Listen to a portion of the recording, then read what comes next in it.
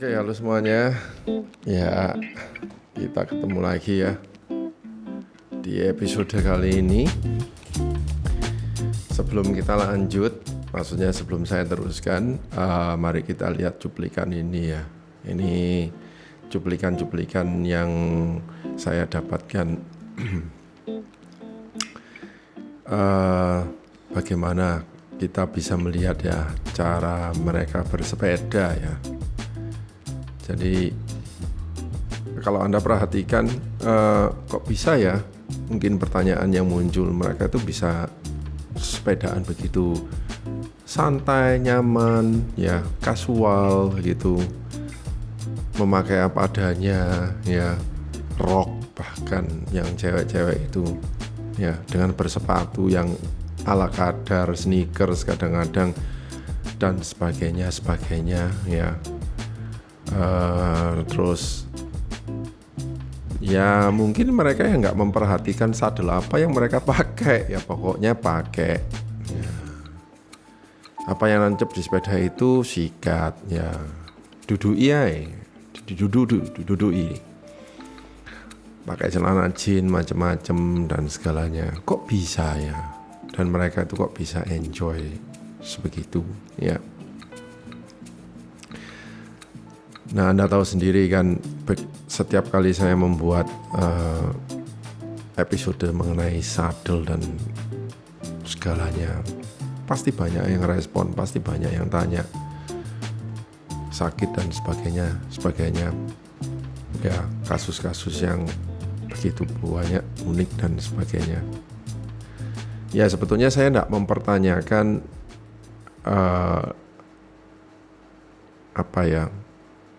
jenis anatomi Anda itu apakah ya memang masing-masing kita semua itu mempunyai anatomi tubuh yang unik ya.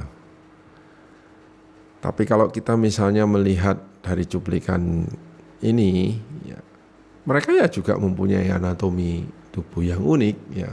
Tapi kenapa kok mereka itu bisa menyatu dengan sepedanya? Kemudian mereka itu bisa bersepeda dengan full senyum, ya. Ayo tebak, kenapa? Oke, sebelum saya lanjutkan untuk membahas masalah yang lebih pelik ya. Jadi bukan ukuran sadel dan lebar seatbone, tapi yang ada lagi. Bukan sesuatu yang baru, tapi penting juga untuk kita ketahui. Karena kalau kita semakin bisa memahami gaya berkendara kita, ya semakin kita nanti akan paham sadel apa yang paling cocok untuk kita. Ya, perhatikan dulu Anda di cuplikan ini. Saya akan replay berulang-ulang terus ya. Ya. Bagaimana mereka memperlakukan sepeda tersebut ya. Pertama-tama, gaya berkendara mereka itu casual ya. Casual itu seolah-olah bahwa mereka itu bersepeda bukan untuk formalitas ya, bukan untuk berdandan ya, seperti yang di Indonesia ya. Nggak usah jauh-jauh, misalnya di Jakarta, gimana mereka gaya berkendaraannya? Kalau di Surabaya ada Tunjungan Loop misalnya, gimana mereka bersepeda?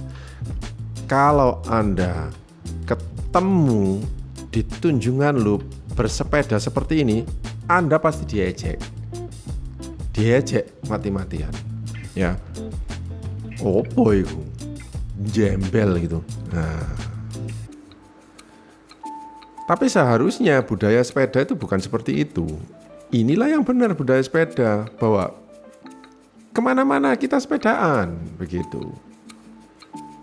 Bukan hanya kita bersepedaan terus sepedanya harus tipe ini, tipe road bike, tipe aero dan sepatu berjersey ketat dan segala. Ya, itu yang menyebabkan Anda nanti duduk di sadelnya itu nggak enak semua, karena Anda sudah merasa menyempitkan diri gitu loh. Waduh kok sesek ya, istilahnya Anda tidak cocok pakai itu, tapi Anda paksakan untuk pakai. Nah ini satu problem ya, berarti ya, satu problem. Kembali pertanyakan ke diri Anda sepedaan itu sebetulnya cocok enggak sih dengan sepeda Anda? Gitu. Kenapa kok Anda komplain terus bahwa bokong Anda ini sakit gitu? Bahwa sadel Anda enggak cocok.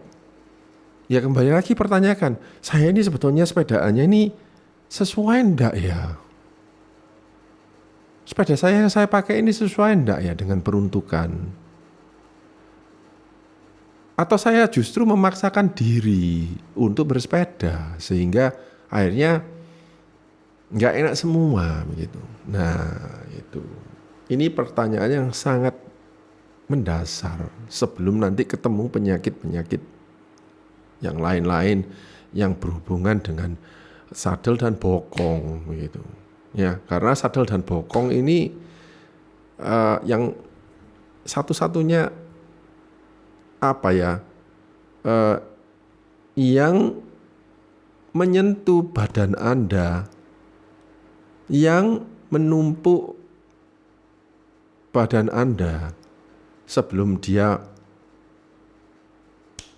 bersentuhan dengan sepedanya itu gitu loh. Bayangkan kalau Anda misalnya berapa puluh kilo itu semua tumpuannya ya di bokong Anda ini. Ya walaupun sebetulnya tidak ya, harus balance antara bokong dan tangan ya, dan kaki juga gitu. 3 serangka ini gitu. Oke. Jadi kalau misalnya iya ya, ngapain saya pakai road bike kalau misalnya dia menyiksa saya seperti ini sampai habis-habisan saya tersiksa, bokong saya sakit semua. Nah, ya berarti ada yang sesuatu yang salah ya. Bukan sadelnya kan ya. Mungkin itu sepeda tersebut tidak cocok untuk Anda. Lawang Anda beratnya 100 kg memaksa untuk memakai sepeda yang aero karena ingin nampak keren, tapi sebetulnya ya enggak. Anda akan enggak nampak keren, tapi Anda akan nampak lucu begitu. Oke. Ya kenapa kok Anda enggak sabar dulu misalnya menurunkan berat badan Anda dengan mungkin pakai yang sederhana seperti yang di cuplikan itu ya, berkendara yang agak sedikit lebih upright ya, flat baran begitu untuk exercise ya. Oke. Seperti itu. Nah yuk kita masuk ke sesuatu yang sekarang lebih penting ya, yaitu ini saddle pressure.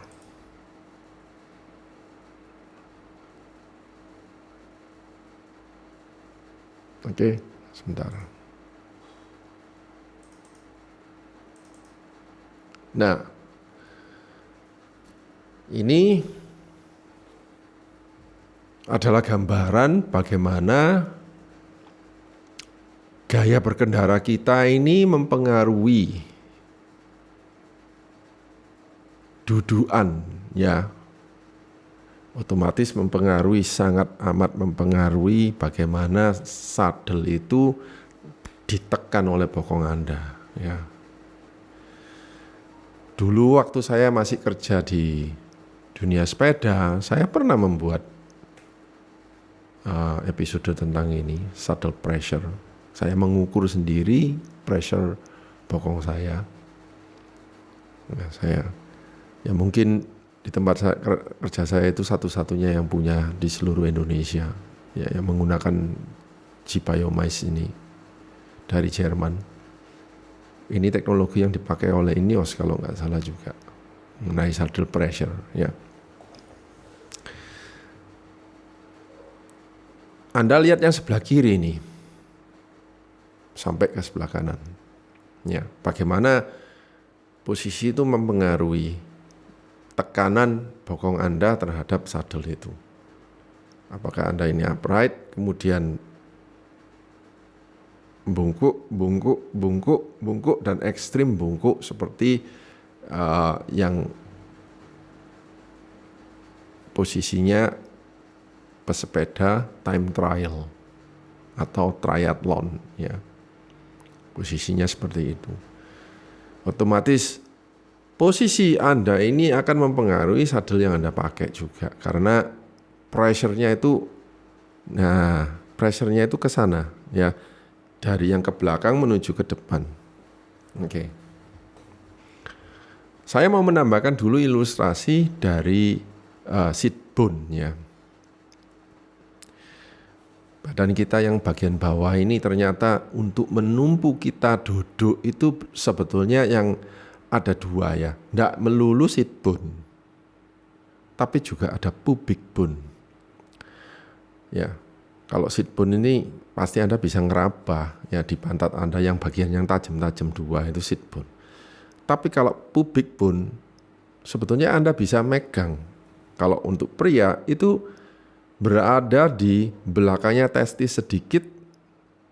Ya, Anda bisa ngerasakan itu di situ itu ada kayak tulang lunak itu. Ya di situ. Mungkin Anda juga bisa merasakan kalau misalnya Anda sepedaan terlalu lama di mana posisi saddle angle Anda ini terlalu up begini, Anda akan terasa kemeng dan nanti ayanan tidak bisa pipis. Nah itu berarti Anda tertekan sit bone-nya. Sit bone-nya menekan. Kalau untuk wanita ya mungkin agak sedikit di belakangnya kemaluannya itu ya. Itu ada sit bone-nya juga. Ya.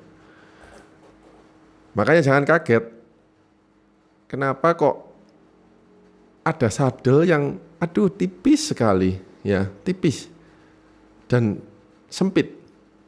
Paling cuma 130 mm. Bahkan lebih sempit lagi seperti yang San Marco Zoncolan itu. Itu saddle yang bagi saya itu juga sangat nyaman. Karena apa? Karena saddle itu bukan menumpu ke sit bone Anda, tapi saddle-nya itu bisa masuk di antara sit bone. Ya. Anda tahu kan di bagian tengah-tengah dubur Anda itu sebetulnya banyak lemak-lemak yang empuk. Itu adalah bantalan loh. Jadi saddle itu misalnya ini sit bone-nya ya. Saddle itu masuk, ini saddle-nya misalnya. Jadi saddle-nya itu masuk di antara itu, terjepit di tengah-tengah persis dubur Anda ini. Waktu Anda duduk, wah, nyamannya luar biasa. Karena apa? Ternyata saddle ini memang pas di tempat-tempat yang tadi itu, yang di antara di tengah-tengah dubur Anda itu yang banyak lemak-lemaknya itu, ya, lemak-lemak atau apa itu saya enggak, yang empuk sekali. Nah, itu saddle yang super sempit itu bisa cocok sebetulnya, ya. Ayo kita kembali lagi ke saddle pressure, ya. Otomatis kalau misalnya sepeda Anda adalah tipe misalnya Sally, terus Polygon Usten itu, ya sepeda-sepeda Sengki itu, Polygon 4, Polygon Haze, terus ya saya ngomong Polygon karena itu yang saya paling hafal, ya. Nah Anda dudukannya pasti upright. Nah kalau upright, ya otomatis bokong Anda ini kan banyak lemaknya ya. Nah itu disitulah Anda butuh saddle yang benar-benar sesuai dengan lebar sit bone Anda ya. Karena ditumpu, sit bone Anda berperan di situ dan saddle Anda semakin empuk ya semakin enak gitu. Tapi ingat juga ya saddle yang empuk ya itu juga berat ya. Ada kok Sally Royal yang khusus saddle-nya yang bisa 160 mm itu lebarnya itu, lebar sekali. Ya itu untuk dudukan seperti itu Anda akan merasa nyaman. Bisa nyut ya. Ada juga lihat ya tukang becak misalnya dia memakai saddle itu yang lebar-lebar dari kulit, bahkan ada pirnya. Brooks kan punya itu. Ya, itu. Tujuannya untuk apa ya? Untuk memberi Anda kenyamanan gitu. Ekstra lebar karena posisinya seperti saya duduk gini loh. Iya kan, saya duduk ini kan lebar. Ya, jadi sofanya lebar begitu, enak gitu. Kemudian semakin Anda membutuhkan aerodinamika sehingga pressure-nya ya juga makin ke depan, ya kan, makin ke depan sampai posisi agresif di mana tumpuannya ya sekarang berpindah ke pubic bone Anda ini, ya, pubic bone, pindah ke pubic bone Anda, sehingga dia menyempit. Jadi tumpuannya itu ada di pubic bone. Nah, pubic bone Anda ini harus kuat, ya. Tapi bukan tapi, maksudnya jangan nyepelekan ya, pubic bone kita ini kuat sekali, ya, sekuat sit bone Anda, jangan khawatir. Jadi walaupun ditekan lama itu dia masih bisa tahan, ya. Yaitu.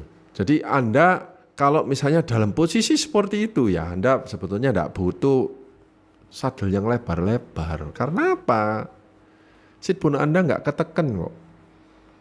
Bukan sit bone Anda yang berperan untuk menumpuk berat badan Anda ke sepeda kok. Tekanannya itu bukan di sit bone tapi lebih ke pubic bone. Ya, itu dengan catatan Anda juga harus bisa mengestimasi seberapa kuat saya menahan dengan pubic bone. Estimasi saya kalau misalnya Anda sepedaan 100 kilo masih bertahan, masih bisa. Dengan catatan Anda nanti pit stop ya, kemudian Anda recovery, ya istirahat sebentar, kuat lagi. Ya. Tapi kalau misalnya Anda di posisi time trial seperti yang Anda lihat ini, di mana itu full di pubic bone Anda tertekan di bawahnya testis itu. Kalau wanita ya agak sedikit di belakangnya kemaluannya ya. Itu ditekan terus, tekan.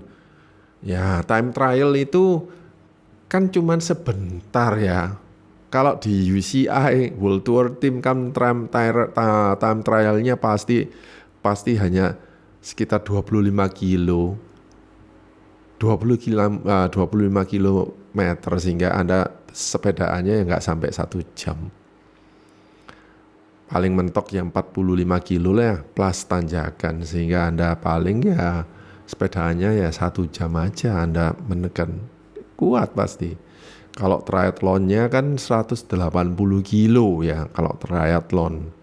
Ironman triathlon. Jadi Anda menekan ya. Tapi itu ada gunanya juga karena supaya Anda setelah sepedaan kaki Anda ya juga bisa siap untuk Anda lari maraton itu. Ya, jadi sekarang Anda paham kan? Iya ya, saya salah beli saddle, saya ngikuti ini, saya ngikuti itu, saya ngikuti ini ya. Nah, sekarang Anda bisa paham. Tidak harus Anda membeli saddle itu sesuai dengan lebar sit bone, ya. Walaupun mengikuti lebar sit bone itu benar. Itu sudah lebih dari 50% benar sudah. Ya, umumnya orang bersepeda itu ya paling posisinya ya sekian gitu ya. Itu sudah cukup lah, sudah cukup. Sekian itu sudah cukup. Misalnya seberapa derajat begini itu sudah cukup sehingga Anda memakai saddle yang sesuai lebar sit bone umumnya. Di tipe-tipe sepedaan yang khusus, yang membutuhkan aerodinamika, yang membutuhkan agresivitas lebih, itu baru saddle-nya khusus. Ya bukan khusus ya, nah posisinya itu karena ekstrim posisinya ke depan sehingga Anda bisa menyesuaikan saddle-nya tersebut begitu. Ya. Jadi ini saddle pressure ini bukan sesuatu yang baru, bukan, sudah ada sejak lama. Tapi kalau Anda bike fitting dengan saddle pressure ya otomatis itu enggak murah gitu. Enggak murah Jadi selain bike fitting yang umumnya ditambahi dengan misalnya saddle pressure ini, baru Anda akan terasa dan baru ketahuan saddle apa yang sangat cocok untuk Anda sehingga Anda terhindar dari beli. Itu. Tapi lewat ilustrasi ini Anda sudah bisa memahami paling tidak ya. Pantesan ya. Ya cara saya sepedaan seperti itu. Nampaknya sepedaan saya ini nggak cocok dengan sadel yang seperti ini. Pantesan saya sakitnya di sini, bukan di seat bone. Ya berarti bagian kalau misalnya Anda sakitnya bukan di seat bone tapi lebih ke depan, itu berarti gaya sepeda Anda itu mungkin terlalu posturnya itu terlalu ke depan ya. Terlalu performance oriented atau ya kalau silakan konsultasikan dulu pada bike fitter Anda seperti apa itu. Ya. Jadi menemukan angle yang pas.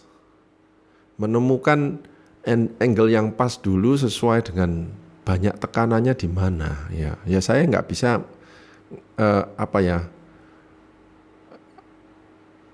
memberitahu tekanan misalnya Anda ini bersepeda lebih banyak tekanannya di sini. Nggak bisa kalau misalnya Anda nggak duduk di alat tersebut dan bersepeda, mengayu, kemudian terukur misalnya apakah pressure Anda ini benar-benar pas di bokong seperti ini. Milik saya ada, saya sudah punya profil duduk saya, tapi itu kan dengan catatan saya bersepedanya posisinya seperti itu, ya kan. Tapi nanti kalau saya berpindah ke MTB ya lain lagi, karena MTB saya lebih upright. Nanti kalau saya memakai sepeda MTB yang seri trail, misalnya tipe trail yang lebih upright lagi ya beda lagi, begitu. Jadi saya harus cari lagi kira-kira saddle yang tepat itu yang seperti apa, ya.